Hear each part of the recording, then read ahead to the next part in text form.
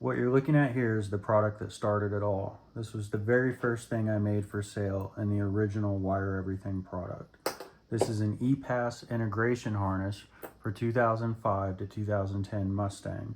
And what this does is it allows you to take the electric power steering rack, the EPAS rack from a 2011 to 14 Mustang, bolt it into your earlier S197 car. So you take that rack and it bolts into your 05 to 10 Mustang. Bolts right in, no other modification. And that's where this harness comes in. So once the rack's installed, super simple. This plugs into the power side, this plugs into the data side. We go over here, we connect power to the underhood fuse box on the main stud, ground from the passenger strut tower, like many of my other products. And this part runs into the cabin, and we run it into the cabin to keep these connections out of the weather, and because that's the simplest way to do this. You find switched power in the fuse box, and that's to turn the rack on. And then you run this over to the OBD2 port, and you connect these two wires. This is the only splice connection on any of my harnesses right now. And there's really no way to make this plug and play, so unfortunately you do have to splice these, but it's super simple and it's very easy to do. And one of the great things about this product is there's a walkthrough on the website in the text section that takes you right through it. So when you're done watching this video, you can hop over to wireeverything.com. You can hit the drop down menu, open the text section, and look at the EPAS installation tab. And there's really nothing else to it. The harness is super simple, it's super straightforward. You plug this side to the rack, you connect power and ground. You run this over to the OBD2 port, you make your two connections at the two pins, and I specify which pins. There's a picture of the pins in the walkthrough. It's very clearly illustrated, and it shows a picture of what fuse we normally tap for this for power on. And as always, remember when you pull the fuse out of the car that this tap is going to plug into, you want to take the fuse from the car and plug it into this empty spot. It's the number one question I get asked when somebody says, hey, I did this installation, everything's great, but the rack's not turning on. It's always this. So remember, transfer the fuse from the car into this empty spot. The benefits of the EPAS system in the earlier cars are manyfold. And one of the great things about it is in drifting or in road course, you don't have to worry about power steering fluid boiling out, causing a fire, killing your steering. There's no more hydraulic system, so there's no more leaks. It takes weight out of the car and centralizes it all into the power steering rack instead of having extra pulleys and a longer belt, a power steering reservoir, and so on.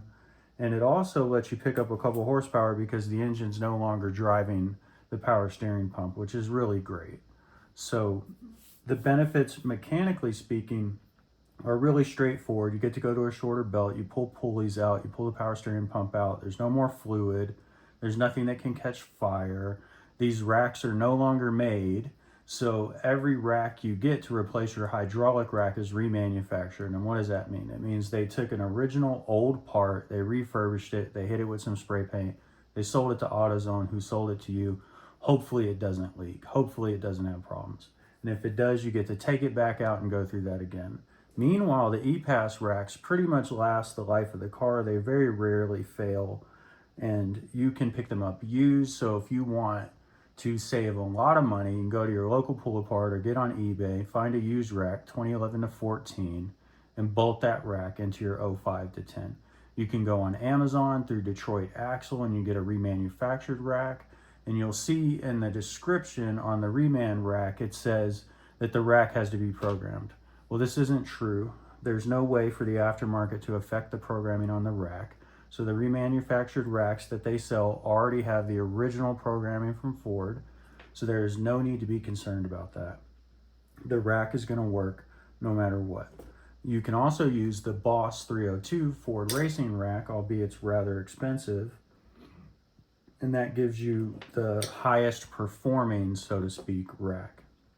This gives you true variable electric steering. So it ties into the data port. It gets all the data it needs from the car, it gets RPM, throttle input, mile an hour, and it adjusts the power steering accordingly, just like your dumb hydraulic rack did mechanically.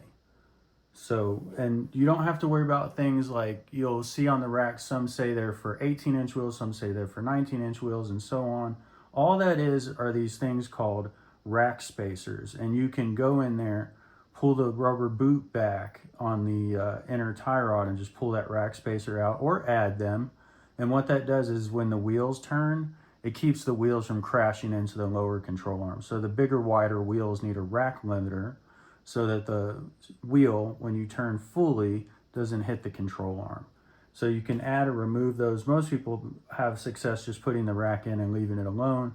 But if you need a little more angle, like you have a drift car and you want that limiter gone, you can take them out.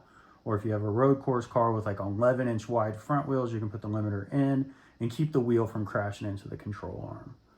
So that's a pretty good rundown on everything related to the EPAS swap. Again, this is for 05 to 10 Mustang, and it takes the 11 to 14 rack, bolts it right in.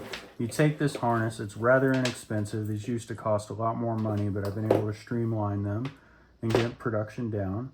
So, head over to wireeverything.com, look at the walkthrough, get the harness, get your EPAS on, and never worry about hydraulic fluid, hydraulic systems, the belt being ruined, dealing with the pump, any of that stuff, because now you have electric power steering.